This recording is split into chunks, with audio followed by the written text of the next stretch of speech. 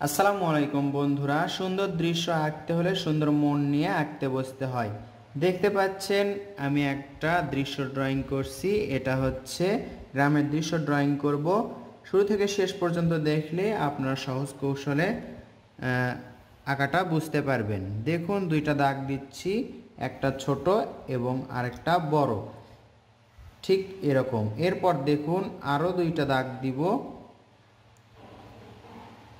এটা হচ্ছে উপরের দাগের সমান, এটাও হচ্ছে উপরের দাগের সমান। এখন বুঝতে পাচ্ছেন, দেখুন এই দাগ আর এই দাগ সমান, এটা একটু বড়, এই দাগ আর এই দাগ সমান, এটা একটু বড়।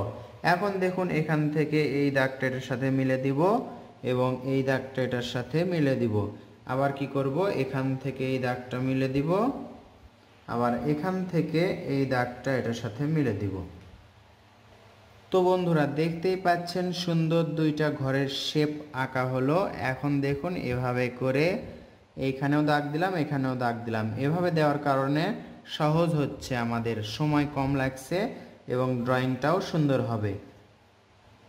এই পাশেও দাগ দিচ্ছি, ওই পাশেও দাগ দিচ্ছি। এটা হচ্ছে আমার সাদা কাগজ ব্যবহার করছি। সাদা কাগজের চতুর্পাশে দেখতে পাচ্ছেন বর্ডার করা সাইন পেন দিয়ে। আর আমি যে পেন্সিলটা ব্যবহার করছি এটা হচ্ছে ম্যাটাডোর ভেনাস 4B পেন্সিল। যে কোনো পেন্সিল ব্যবহার করতে পারেন, যে কোনো কোম্পানির।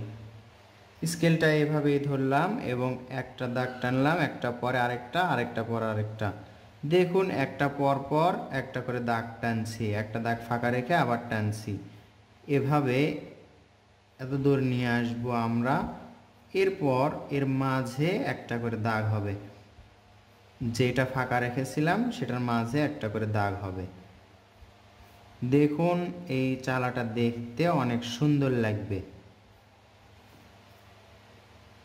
চাইলে এ পাশেও আপনি করতে পারেন অথবা ফাঁকা রাখতে পারেন। আমি এ পাশেও করব, তাই দেখুন একটা পর পর দাগ দিচ্ছি,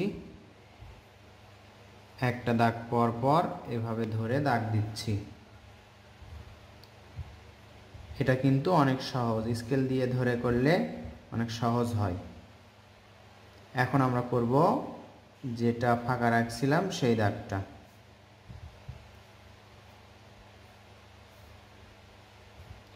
সহজ সহজ কৌশলে সুন্দর দৃশ্য আঁকা শিখতে আমাদের ভিডিওগুলো দেখবেন।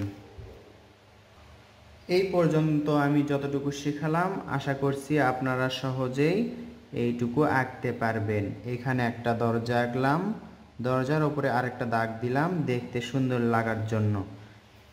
এই পাশে আরেকটা দরজা আঁকবো আমরা, একটা দাগ, দুইটা দাগ দিয়ে উপরের মাথাটা মিলে দিলেই তাহলে একটা সুন্দর দরজা হয়। এর মাঝে আরেকটা দাগ দিলাম।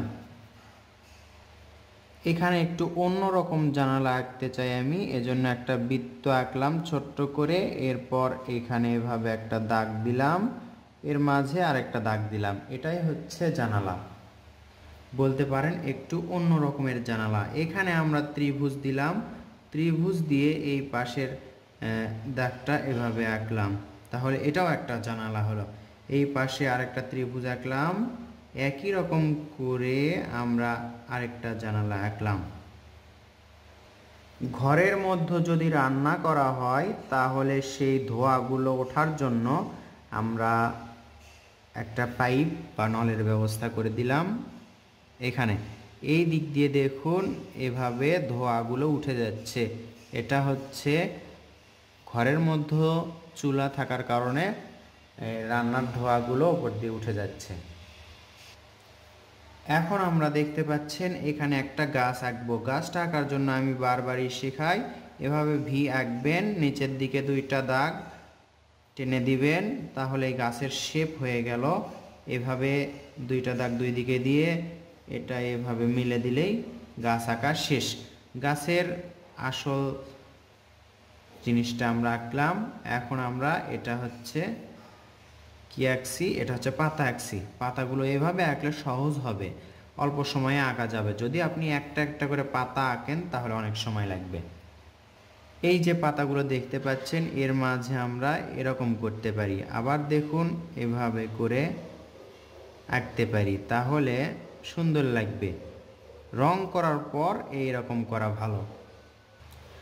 দৃশ্যটা আরেকটু সুন্দর করতে এভাবে একটা দাগ দিলাম এতদূর পর্যন্ত, এই দাগটা ডাবল করলাম, এখান থেকে আরেকটা দাগ দিলাম এতদূর পর্যন্তই, আবার এই দাগটা ডাবল করলাম, এখন সোজা একটা দাগ টানলাম, এই পাশে দাগটা আবার ডাবল করলাম, আবার এখানে একটা দাগ টানলাম, গাছের পিছনে আরেকটা দাগ দেখা যাচ্ছে না, এবার ডাবল করে ওই রকম করে আবার আমরা আরেকটা দাগ টানলাম।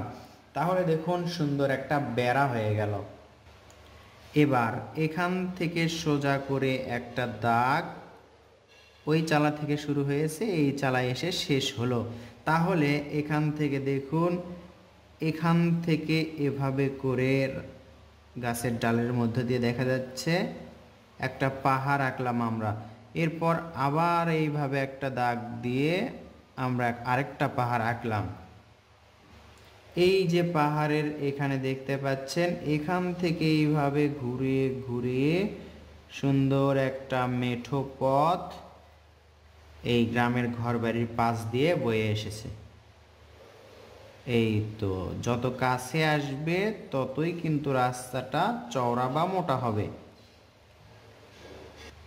এই রাস্তার এই পাশে আমরা একটু ঘাস বা গাছ আঁকলাম, এখান থেকে এই পাশেও একটু ঘাস বা গাছ আঁকলাম।